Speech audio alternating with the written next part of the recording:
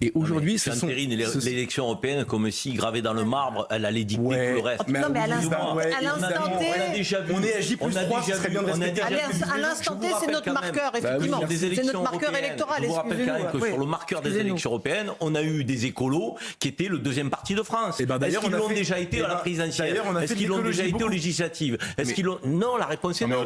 Vous confondez les élections. Vous confondez les élections. Par les Français. Quelle cohérence là-dedans? On négocie en termes de programme, de valeur, d'engagement sur le nombre de députés. Rien. Alors, je posais tous la les question, mots forts là, que tout le monde utilise. Donc, elle doit faire peur, cette alliance, pour certains commentateurs. J'ai l'impression que certains craignent que finalement ils soient très hauts. Parce que quand j'entends tous les anathèmes, en fait, vous êtes en train d'accuser des gens à la France insoumise d'antisémitisme et d'apologie du terrorisme. Oui, absolument. Je suis désolé. Si, c'est ça. Chers collègues, absolument. Oui. Ça veut dire que sur le terrain de la justice, ces gens-là ne pourraient pas se présenter aux élections. Ils doivent être poursuivis.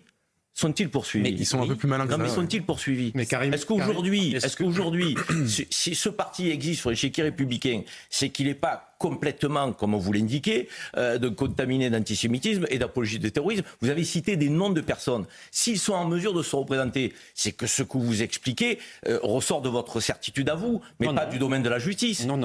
C'est un délit. Vous êtes en train de pointer des délits. Ordure antisémite, la justice a tranché. Ça n'était pas de la diffamation. On ne parle pas d'ordure antisémite, on ne parle pas de ce pourquoi on les insulte. On parle de leur comportement eux. S'ils sont antisémites. Ils ne sont pas tous antisémites. Ah, maintenant, ils ne sont pas tous antisémites. Mais personne n'a dit que c'était est-ce qu'ils sont dans l'apologie du terrorisme? Le NPA, est-ce que oui, mais soutenez le Hamas. Non, mais vous êtes allé très loin. Karim, est-ce que le Hamas, ils font preuve d'antisémitisme? Karim, je l'ai dit pour le NPA. Karim, je l'ai dit. Cet excès démontre qu'ils font peur. Est-ce que c'est un excès de dire concernant le NPA?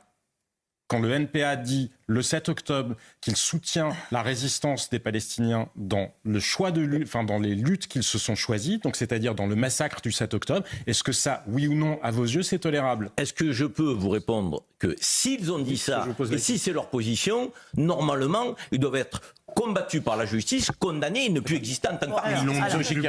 Si c'est pas le cas, c'est ce que vous dites n'est pas totalement la réalité. Tatiana peut avoir la parole. Merci beaucoup. Tatiana, il y a plein d'avance. J'ai pas envie de rentrer dans cette polémique, parce que chaque semaine j'ai l'impression qu'on a la même, mais juste dire qu'au minimum, en tout cas, on peut dire que leurs propos sont indécents. Très souvent, voilà. Au minimum, on peut dire. C'est pas la même chose, quand même. Non, mais au minimum, j'ai bien dit au minimum. Entre l'antisémitisme et l'apologie du terrorisme et l'indécence, vous la laissez parler. C'est pas la même chose. On termine sur ce sujet. Donc, voilà, Tatiana. Au minimum, et là, c'est vrai que Ce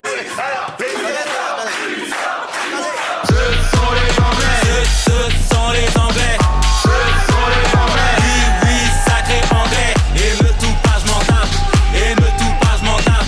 Et me tout pas, je m'en tape. Non, on ne touche pas les enfants.